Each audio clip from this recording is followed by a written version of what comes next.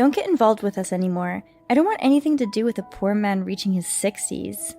The son's wife then took out a bottle of expensive perfume from her jacket and began to put it on herself. I don't want to wear this jacket covered in your cheap, old stink. How much more fun could you make out of me? Do you have any idea what you're getting yourself into by doing this? My name is Jack, a 59-year-old office worker. I currently live alone in a house my wife built. My wife passed away a few years ago due to illness. My wife had just retired, and we were talking about the two of us going on many trips together, but I was quickly left alone. We had a beautiful son, Kevin, who is now 28 years old, independent, and working as an upstanding member of society. Dad, I'm home. Welcome home. Thank you for coming home every New Year's. I've been lonely every day since your mother passed away, so it's great to see you here. I'm glad to hear you say that, but Dad, are you going to live here by yourself forever? I know that this house is full of memories with Mom, but it is getting old, and I think you should buy a new house. I agree, but I love this house, and I don't think I'm ready to leave it now. My son has been very concerned about me lately. Perhaps he is worried about what I will do if something happens to me, because I will be turning 60 soon and getting older and older. I am very happy that my son has grown up to be a kind-hearted person. However, in this day and age, there are many people who are healthy, even at an advanced age. I am still on the young side. I'm still healthy, and my mind is still sharp. If you bring home a wife, I'll think about it, I teasingly said to my son. My son was actually embarrassed and told me that he was going to marry his girlfriend. I was taken aback by the unexpected timing of this news. Why are you telling me something so important now? No, you just said something strange before I had a chance to tell you.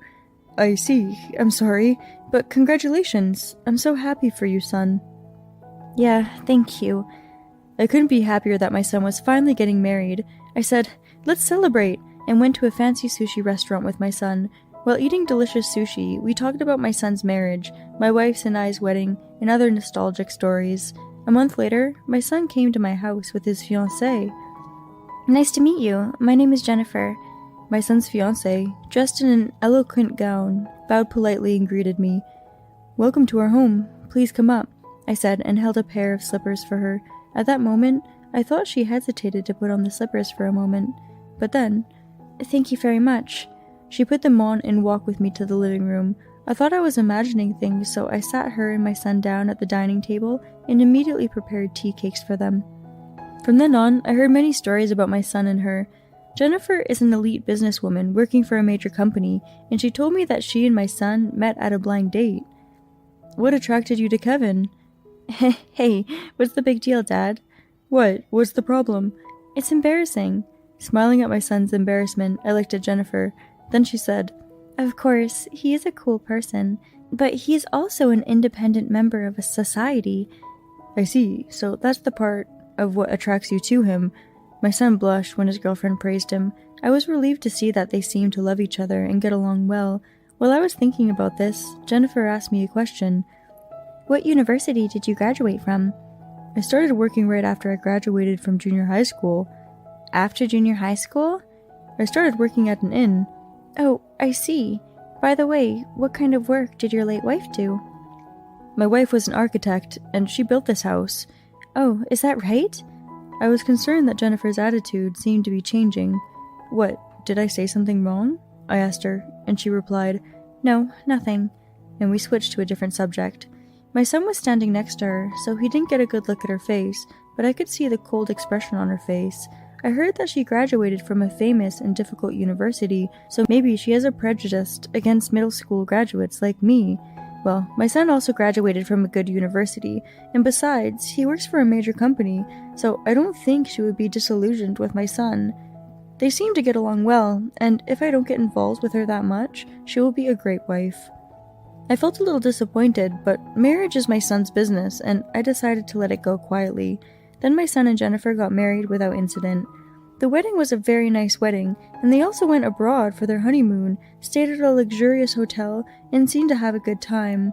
It seems that his wife will continue to work after the marriage, and they will be working together. His wife's income will be used for school expenses when they have a child and to save money for retirement. If she can't afford that much, she must feel quite secure. I concentrated on my own life, not worrying about anything else. About 6 months later, I received a call from my son.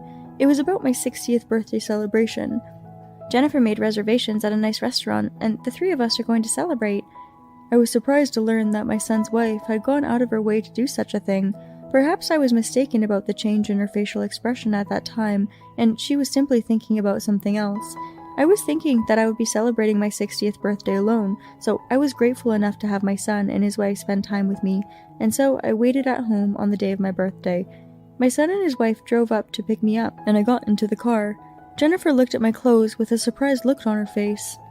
Were my clothes strange? Or was it surprising that I had clothes appropriate for a restaurant? I don't know.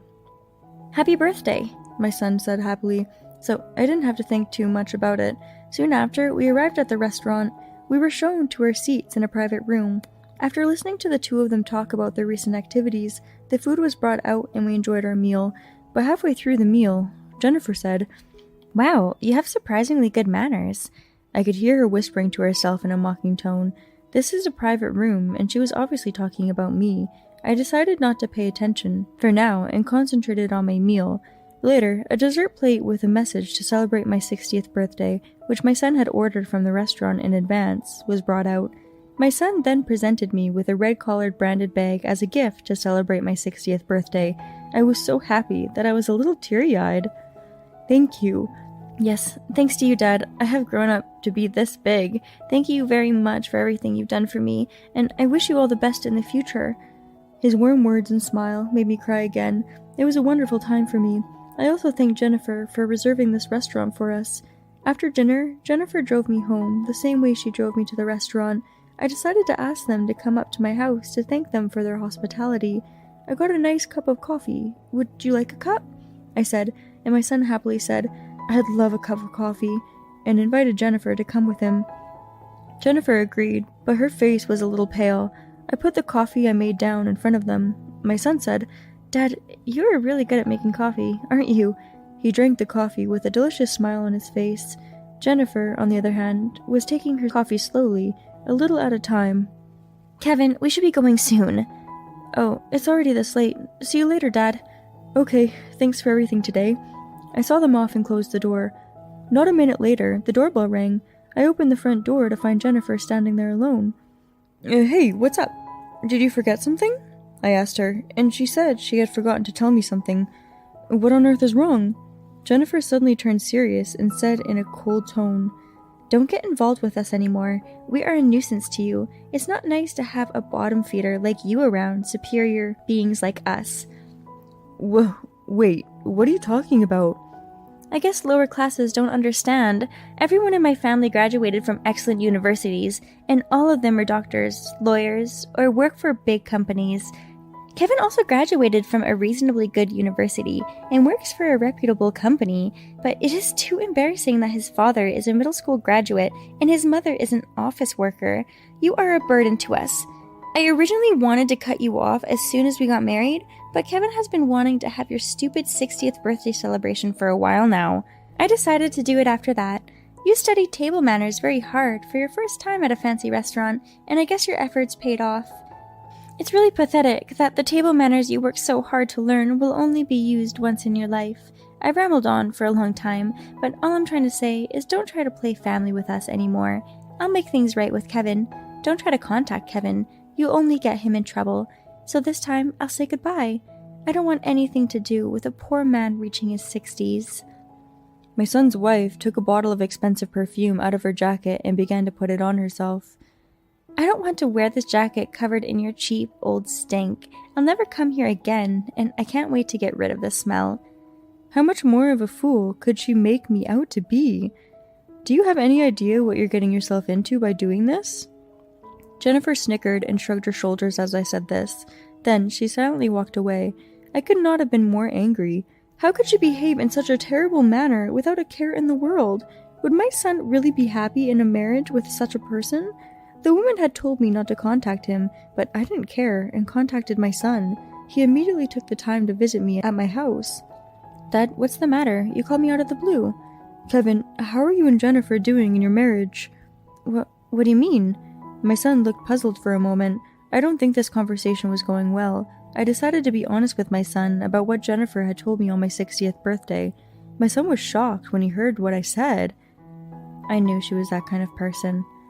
According to my son, at a family gathering, Jennifer introduced my son in a disparaging way. He went to a good college and works in a good company. He's a little short for a husband, but he's acceptable. He was embarrassed because she had said such a thing to her relatives. When I asked Jennifer why she had said such a thing after the gathering was over, she told me that she thought it would be easier for them to make fun of her if she had said it first, rather than them asking her. I felt like a very small person when she said that to me, but it never occurred to me that she was making fun of you like that. My son was beyond angry and was beginning to think about divorcing Jennifer. I already disliked her so much after what happened last time that I didn't feel like I had to intervene. I talked to my son about it, and he said I could do whatever I wanted. A few days later, Jennifer came by my house with a bloodthirsty look on her face. "Oh, what's the matter? I thought you weren't going to get involved with me anymore," I said nastily. "Who the hell do you think you are?" Jennifer asked, sounding very upset. "I'm just a middle school graduate living on a pension." "Don't play around. You were the reason I was fired from my job. How could a poor old man do such a thing?" "Oh, you were fired? I'm sorry to hear that. But it's a good thing, because a company will only rot from the inside with people like you in it." "I can't believe you're the brother of the CEO of a major company." Jennifer was right. I am the younger brother of the president of a company that is now called Major Corporation. However, this company was originally a hot spring inn run by my parents. I worked there as a server after graduating from junior high school. My brother went on to university to study business administration. I met my wife when I was working as a server, and we left home when we got married. On the other hand, my brother took over the inn, and then he started other businesses besides the inn and made it an even bigger company.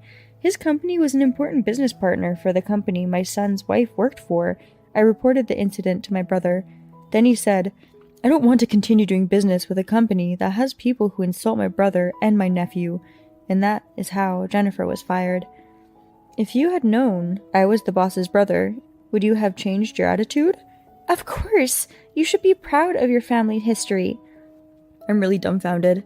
You only judge people by such superficial things, don't you? Normally, you would treat people sincerely as human beings, regardless of their academic background. It's a shame that someone who doesn't understand such things is my son's wife. And that boy has already decided to get a divorce.